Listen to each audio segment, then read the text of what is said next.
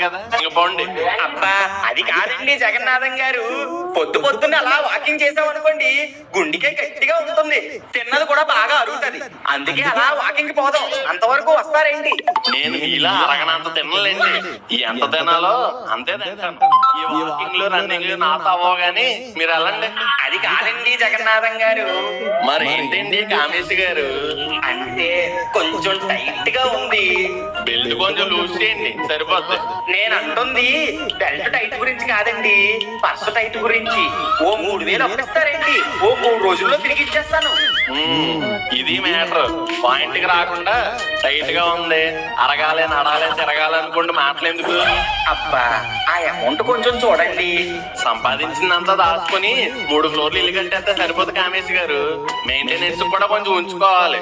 ఈ రోజు వచ్చి 3000 అడిగారు, రేపు వచ్చి 30,000 అడుగుతారు, ఇంక ఎల్లుండి వచ్చి మా ఇల్లు అడుగుతారు. అందుకే